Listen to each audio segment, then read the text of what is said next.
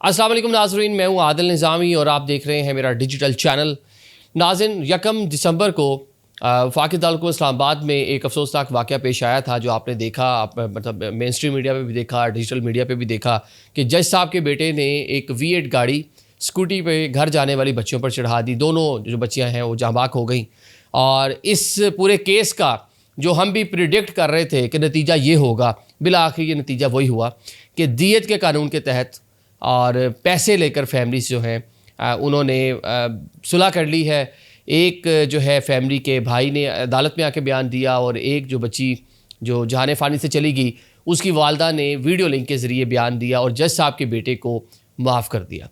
अब ये पूरा मामला कितने में इसकी डील हुई है और जज साहब के बेटे का अब क्या बनेगा, केस का मुस्तकबिल क्या होगा, और इस पर ज़रा बात कर लेंगे। कल भी हमने इससे बात की, जो खदशात हमने कल के व्लॉग में रखे थे, आज वो पूरे एज़ इट इज़ आपने देखा कि वो पूरे हो गए। ज़रा इस पर बात करते हैं, क्योंकि एक ऐसी चीज़ है कि आए रोज़ इस तरह के वाक़यात हो रहे हैं, लेकिन कानून और इंसाफ से ज़्यादा पैसे की जो है ना जीत हो रही है।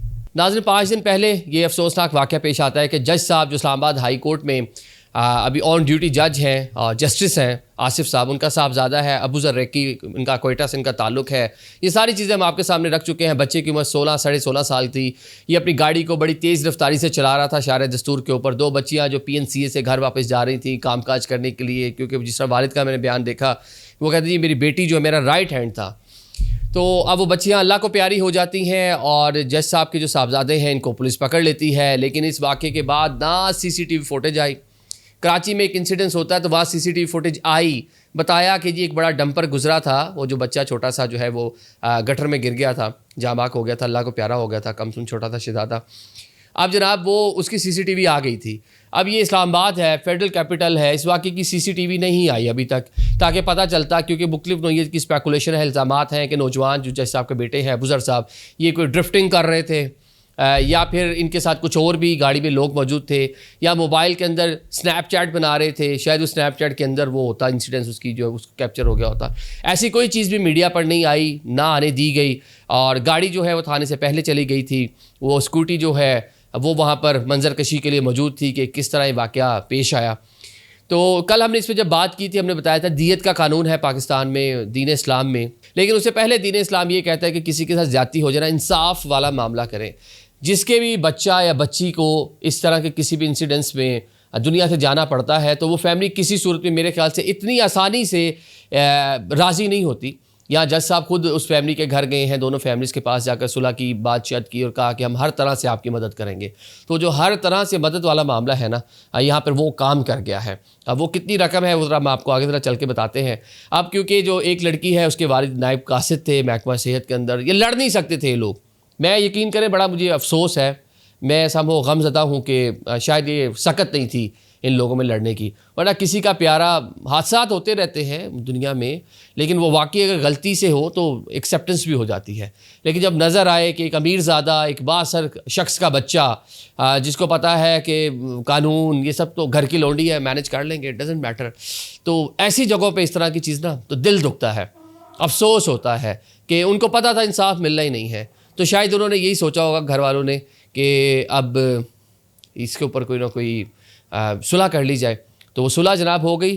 4 रोज़ बाद आज रिमांड जो मुकम्मल हुआ था, इस नौजवान को अदालत में पेश किया गया और इसको फिर बाइज़्ज़त तौर पर इसकी ज़मानत जो है वो मंजूर हो गई है। केस चलेगा लेकिन कुछ टाइम बाद ख़त्म हो जाएगा। कल मैंने व्लॉग में एक बात की थी, गैरत के नाम पर जब कोई कत्ल होता है तो रियासत मदई बन जाती है अगर सुलह हो भी जाए, मतलब पेरेंट्स माफ़ कर दे जिसने किया हो, या फिर कम उम्र बच्ची के साथ कोई रेप का मामला होता है तो रियासत मदई बन जाती है।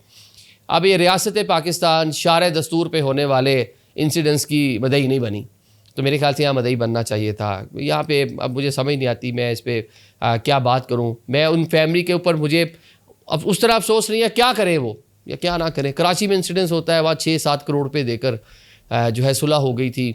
शाहरुख जतोई वाला केस मैंने कल उसका तस्करा किया था, वहाँ भी दिए शायद पैसे शैसे ऑफ़र किए कि बहुत ज़्यादा, लेकिन वो जो DSP की फैमिली थी उनको मुल्क से बाहर जाना पड़ गया। एक वो कांजू साहब वाला, मुसवा कांजू वाला एक लाहौर का केस था। मतलब इस तरह के केसेस भरे पड़े हैं। दियत के कानून की पाकिस्तान में सबसे अच्छी मिसाल रेमन डेविस का केस है।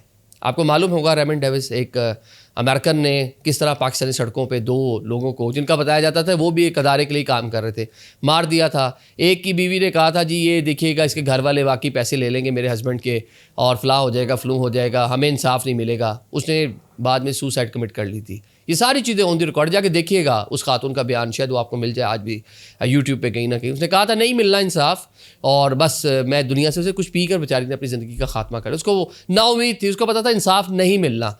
तो शायद यहाँ भी फैमिलीज़ को यही पता होगा इंसाफ तो मिलना नहीं है, चले जो पैसे मिलते हैं वही ले लेते हैं। तो रेमन डेविस वाली फैमिली में भी उस टाइम जो अहले खाना थे वो मीडिया पर भी आ रहे थे, बातचीत कर रहे थे, लेकिन जब दियत के पैसे मिले तो वो शहर छोड़कर दूर परे गांव में जाके, क्योंकि टोबा टैक्सिंग के पास जाके आलीशान घर ले लिया था। मीडिया जब गया कैमरे शैमरे लेके जी क्या कर लिया आपने, बड़ा मामला हाईलाइट हुआ था। शाह महमूद साहब जो है उस टाइम वज़ीर ख़ारजा थे, वो कहते थे मैंने तो इसके ऊपर रिज़ाइन कर दिया था, वो दावा करते थे। तो जब मीडिया गया तो वही फैमिली जो वहाँ पे विक्टिम थी पहले मीडिया पर इंटरव्यूज़ देते थे और उन्होंने जनाब मीडिया को जाकर लान दन किया, तुम हमारा पीछा छोड़ दो, चले जाओ यहाँ से, ये कर दो वो कर दो। अब पता नहीं वहाँ भी मतलब वहाँ तो यहाँ तो फिर चले एक जज साहब है, वहाँ पीछे अमेरिका था, वो ज़्यादा मजबूत ज़्यादा पावरफुल होंगे। तो अब मुझे दिल से अफसोस है, ये आज का जो मैं व्लॉग कर रहा हूँ यकीन करें शायद आप फील कर सकते हो कि मैं कितने अफसोस के साथ कर रहा हूँ। मतलब बच्चियाँ थी, कम उम्र बच्चियाँ थी। और कोई ये जो अबू ज़र है, मुझे इससे भी कोई मसला नहीं है, हमें क्या क्यों उसको क्रिटिसाइज़ कर रहे हैं। हम सिर्फ उस माइंडसेट को क्रिटिसाइज़ कर रहे हैं जो बासठ लोग अमीर लोग अपने बच्चों को दे रहे हैं। बच्चे गाड़ियाँ भगाते फिर रहे हैं, कानून को हाथ में लेते फिर रहे हैं। मुल्तान में स्कूल वालों ने, स्कूल का ऑनर के बच्चे ने वो जनाब मार दिया 2 भाइयों को, सगे भाइयों को। वो भी दियत देंगे, वो बड़ी अमीर फैमिली है, निशात स्कूल है उनका, पूरा ग्रुप ऑफ कॉलेजेस है, वो भी दियत की रकम देंगे, जाके ऑफर शॉफर करेंगे। इस्लामाबाद में घर से निकलता हूँ, देखता हूँ एक वकील साहब का साहबजादा जो है वो गाड़ी तेज़ी से चलाता जा रहा है और कहता है मैनेज कर लेंगे। कराची की वो फ़रौनियत, वो उंगलियों वाला स्टाइल, वो आपको पता होगा, जो वहाँ पे कानून नाफिज करने वाले इदारे जो हैं वो भी वहाँ पर खड़े होकर उसको बचा रहे थे मॉब से, क्राउड से, कि इसको मार ना दें गॉड फॉरबिड। वो वालिद और उसकी बेटी जो वो तो मर गए ना, उनके तो पैसे दे दिए, उनकी जो दियत थी रकम। तो अब इधर भी बज़ाहिर यही लगता है कि जो दियत का पाकिस्तान में कानून है, जिसमें हाल ही में 17-18 लाख का इजाफा भी हुआ है, रकम हो गई है 98,28,670 रुपये। तो शायद ये तो सरकारी रकम है, अब डील हुई होगी, इसमें भी सुलह हुई होगी। जज साहब हो सकता है कि उन्होंने कोई इससे भी ज़्यादा पैसे दिए हों। और ये दोनों बच्चियों की फैमिलीज़, मुझे इन पर कोई अफसोस नहीं है।